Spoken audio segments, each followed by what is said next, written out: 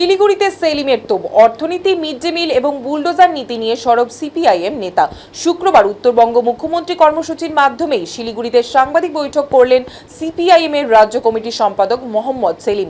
বৈঠকে কেন্দ্র এবং রাজ্যের একাধিক ইস্যুতে তীব্র সমালোচনা করেন তিনি। দেশের অর্থনৈতিক পরিস্থিতি নিয়ে প্রশ্ন তুলে মোহাম্মদ সেলিম দাবি করেন, প্রধানমন্ত্রী নরেন্দ্র মোদীর ঘন ঘন বিদেশ সফরে সাধারণ মানুষের কোনো লাভ নেই, বরং নিত্য প্রয়োজনীয় জিনিসের দাম বাড়ছে, ডলারের মূল্য বৃদ্ধি পাচ্ছে এবং ভারতীয় মুদ্রার দাম কমছে। মিড ডে মিলের সয়াবিনের ব্যবহারের প্রসঙ্গ টেনেও তিনি কেন্দ্রের নীতি সমালোচনা করেন। বুলডোজার নিয়েও তিনি সরব হন। তার অভিযোগ, অবৈধ নির্মাণ উচ্ছেদের নামে বহু খেটে খাওয়া মানুষের জীবিকা নষ্ট হচ্ছে এবং কর্মসংস্থান হারাচ্ছেন সাধারণ মানুষ। পাশাপাশি উত্তরবঙ্গের বন্ধ চা বাগানগুলো দ্রুত খুলে শ্রমিকদের স্বার্থ রক্ষার সমালোচনার পাশাপাশি নতুন মুখ্যমন্ত্রী শুভেন্দু অধিকারীর উদ্যোগে প্রশংসাও করেন মোহাম্মদ সেলিম। মানুষের কথা শোনার জন্য নিয়মিত উত্তরবঙ্গের আশাকে তিনি ইতিবাচক পদক্ষেপ বলে উল্লেখ করেন। একই সঙ্গে প্রাক্তন মুখ্যমন্ত্রী মমতা বন্দ্যোপাধ্যায়কে কটাক্ষ করে তিনি দাবি করেন, অতীতে শুধুমাত্র আনুষ্ঠানিক সফর হলেই বাস্তব কাজের অভাবে ছিল।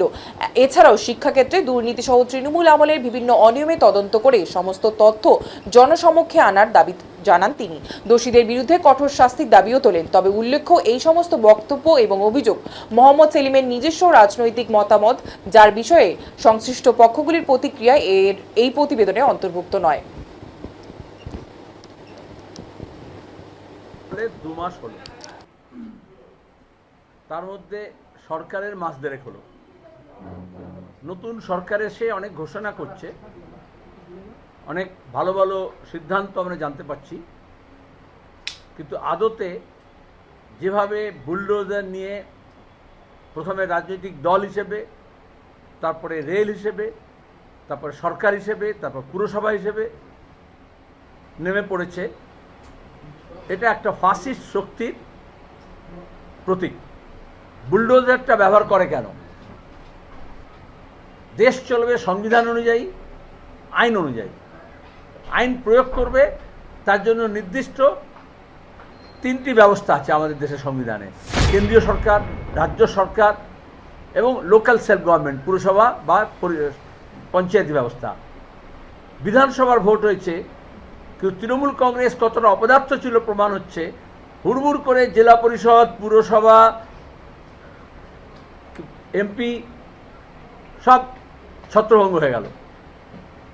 আমরা প্রথম থেকে কথা বলেছিলাম, একটা নির্দিষ্ট মতাদর্শ না থাকলে, রাজনীতি না থাকলে শুধু লেগে পড়ো, ভেগে পড়ো, লুট করো, দুর্নীতি করো, মস্তানি করো, ভোট চুরি করো, আর সমস্ত রিলিফ মেটেরিয়াল চুরি করো, নিয়োগের দুর্নীতি থেকে আরম্ভ করে বালি পাচার, পাথর খাদান থেকে কয়লা পাচার, গরু পাচার, এটা একটা দল টিকে থাকতে পারে না। তাও দেখছি এখন বিজেপির একেবারে সর্বতীয় নেতৃত্ব থেকে, আরএসএস থেকে জোড়া তাপ্পি দিয়ে নানান ধরনের রং বেরঙের তৃণমূল তৈরি করার চেষ্টা করা হচ্ছে। একেবারে নিচু তলার কিছু পঞ্চায়েত মেম্বার কয়েকজনকে তোমার গিয়ে ভয় দেখিয়ে কয়েকটা দাগি মস্তানকে প্যারেড করে ঘোরাচ্ছে, সেটাও আইনে নয়। কালকে ভালো লেগেছে, মুখ্যমন্ত্রী বলেছেন যে তৃণমূলের জমানার দুর্নীতির হোয়াইট পেপার প্রকাশ করবেন। স্বাগত জানাচ্ছি। আমরা গত 5 বছর ধরে বলে আসছিলাম, যেমন 100 দিনের কাজ নিয়ে, আবাস যোজনা নিয়ে, কেন্দ্রীয় প্রকল্পগুলো নিয়ে দুর্নীতির কথা বলা হচ্ছিল। রাজ্য সরকার কেন্দ্রকে দোষারোপ করছিল, কেন্দ্র রাজ্যকে দোষারোপ করছিল। আমরা বলেছিলাম উভয়ই হোয়াইট পেপার প্রকাশ করুক। রাজ্য সরকার করেনি। যে কেন্দ্র সরকার কি দিচ্ছে না, কি বঞ্চনা আছে, কি আমাদের দাবি আছে, কোথায় আমাদের বকেয়া আছে, সেগুলো জানান। আর কেন্দ্রীয় সরকার বলুক যে কি টাকা দিয়েছে এবং কি দুর্নীতি হয়েছে, কার কার ইউটিলাইজেশন সার্টিফিকেট পায়নি, তাহলে মানুষ জানতে পারবে। দুধ কা দুধ, পানি কা পানি, তো সেটা করা হয়নি। এখনও রাজ্যের মানুষ জানতে চাইছে এবং সরকার দ্রুত একটা হোয়াইট পেপার করুক 15 বছর ধরে কিভাবে পুরসভা, পঞ্চায়েত, জেলা পরিষদ, রাজ্য সরকার, বিভিন্ন সংস্থা, বিশ্ববিদ্যালয় থেকে, শিক্ষা প্রতিষ্ঠান থেকে, নানান রকমের একাডেমি, স্পোর্টস সংগঠন, কিছুই বাদ নেই, যেগুলো তৃণমূলের বিগত মমতার পরিবারের অবাধ বিচরণ ক্ষেত্র হয়েছিল এবং পিসি ভাইপো মিলে নানান সাঙ্গ সাকরেদের দিয়ে যা করেছিল, তার হোয়াইট পেপার বেরো, আর আইনি ব্যবস্থা নেওয়া হবে। শুধু প্যারেড করে ঘোরালে হবে না, বেআইনি অস্ত্রশস্ত্র উদ্ধার করতে হবে। টাকা পয়সা যা লুট করেছে সেটা উদ্ধার করতে হবে, সেগুলো হচ্ছে না।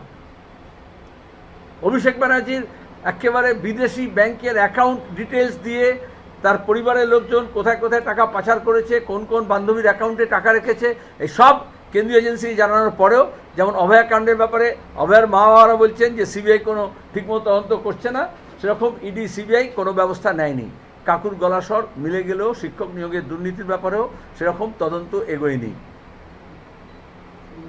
তাহলে আইনি পদ্ধতি আছে, তদন্তকারী সংস্থা আছে, আর এখন তো রাজ্যেরও তদন্তকারী সংস্থা বিজেপির সরকারের আন্ডারে আছে।